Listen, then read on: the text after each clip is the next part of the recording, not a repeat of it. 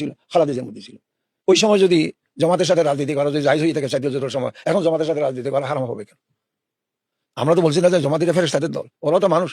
হ্যাঁ, মওলানা মওদুদী মরহুমের সব আকিদার সাথে আমরা একমত পোষণ করি না, কিন্তু ওখানে সাহাবায়ে কেরাম সত্যের মাপকাঠি না, মাপকাঠি নয়, এটা কি সংবিধানের অংশ হবে? আর যারা সলফে আছে রফিয়া দেন, এটা সংবিধানের অংশ হবে? ওইসব বিষয়গুলো নিয়ে কেয়াম করি না করি, ওইসব বিষয় নিয়ে রাজনীতি করে বিষয় তো না। আলা ইন্না দিমাআকুম ওয়া আমওয়ালাকুম ওয়া আরাযাকুম হারামুন বাইনাকুম কাহুরমাতি ইয়াউমিকুম হাযা ফি শাহরিকুম হাযা আল্লাযীনা মাক্কান্নাহুম ফিল আরদি আকামুস সালাত। একামতের সালাতে খেলাফতে ইসলামিয়ার প্রথম কাজ। এরপরে হুকুকুল ইবাদতের মধ্যে প্রথম কাজ কি? জানের নিরাপত্তা, মালের নিরাপত্তা, ইজ্জতের নিরাপত্তা। তো ওখানে মওদুদী কি বলছে, সাহাবায়ে কেরাম সত্যের মাপকাঠি না মাপকাঠি নয়, ওটা কি সংবিধানের অংশ হবে? এইভাবে উলঙ্গভাবে জামাতকে গালি দেওয়ার কোনো মানি আছে? অনেক বড়রা জামাতকে যেভাবে গালি দিচ্ছে, সাইদুলের সময় যখন বিএনপির সঙ্গে জমা ছিল তখন তো জামাতকে ওইভাবে গালি দেওয়া নাই।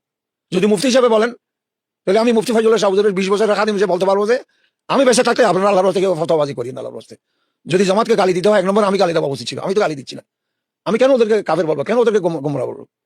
ওদেরকে তো মায়া দেখাই, ওদেরকে সৎ পথে আনা জরুরি। এবং এখানে আরেকটি কথা 2 মিনিট যদি আমাকে একটু সময় দেন। হযরত মাওলানা হাসান মদনী রহমতুল্লাহ তাআলার নামকে গলত ব্যবহার করা হচ্ছে। উনি পাকিস্তান চাই নাই, উনি মওদুদীকে হ্যান বলছেন। তো আমি হযরত মদনীর অনুসারী একজন যিনি উপমহাদেশের মহান আলেম, মহান নেতা মুফতি মাহমুদ সাহেবের কথা বলবো। উনি নিশ্চয় বড় আলেম, মাওলানা ফজলুল সাহেবের আব্বা। উনি জমিয়তুল উলামা ইসলাম প্রধান। যদি জমিয়তুল উলামা ইসলাম আশরাফি ওয়ালাদের, থানভী ওয়ালাদের, এরা যখন নাকি রাজনীতি করেন পাকিস্তানের জমিয়তুল উলামা নিয়ে, উনি জমিয়তুল উলামা নিয়ে রাজনীতি শুরু করেন। এবং উনি হাসতে হাসতে বলতেন যে हमने জমিয়তুল উলামা ইসলাম হাইজেক কিয়া है। উনি মওদুদিয়াতের কঠোর বিরোধী, কিন্তু যখন কাদিয়ানী বিরোধী আন্দোলন সংগ্রামটা, লড়াই আর যুদ্ধটা যখন উনি চাচ্ছেন পার্লামেন্টের ভিতরে নিতে, এমনই স্পষ্ট বলতেন, হাজারো মিলাদ মাহফিল করেন, লাখো ওয়াজ মাহফিল করেন, লাখো সিরাতুন নবী করেন, যতদিন না সাংবিধানিক ভাবে পার্লামেন্টের মাধ্যমে কাদিয়ানীদেরকে কাফের ঘোষণা না করতে পারবেন, এরকম হাজারো মিটিং মিছিল কোনো লাভ হবে না।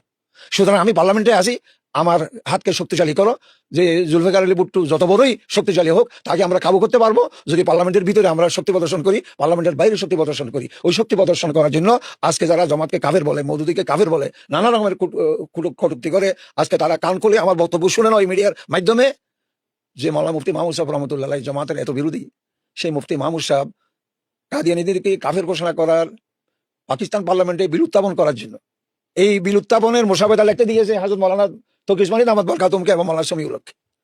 এবং হযরত মাওলানা তকি উসমানী সাহেব আমাকে নিজেই বলেছেন, हमने 10 दिन 10 রাত মুসলসল 1 মিনিট के लिए भी नहीं सोया।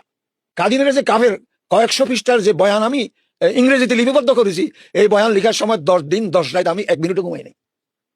তাহলে পার্লামেন্টের ভিতরে ছিল বাগের বাচ্চা মুফতি মাহমুদ সাহেব, পার্লামেন্টের বাইরে ছিল হযরত মাওলানা ইউসুফ বিনুরি রহমতুল্লাহ তাআলা আলাইহি।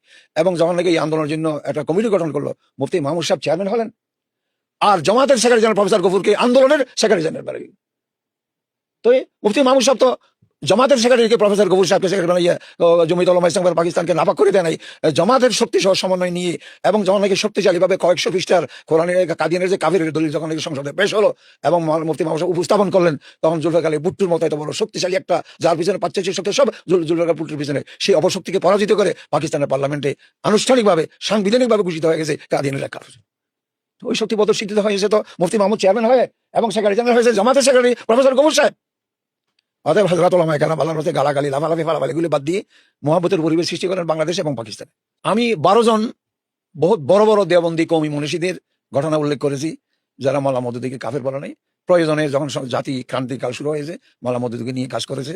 এরকম 12 জনের ঘটনা দিয়ে আমি একটা লেখা দিয়েছি। তার মধ্যে একজনের ঘটনা বলবো, হযরত মাওলানা এতেশামুল থানভী রহমতুল্লাহ আলাইহি। উনি অরাজনৈতিক ব্যক্তিত্ব, উনি হযরত মাওলানা আশরাফ আলী থানভীর বাগিনা, অনেক বড় আলেম। উনি মাওলানা মওদুদী, জামাত ইসলামী, মাওলানা মওদুদীর চিন্তাধারার কঠোর সমালোচক।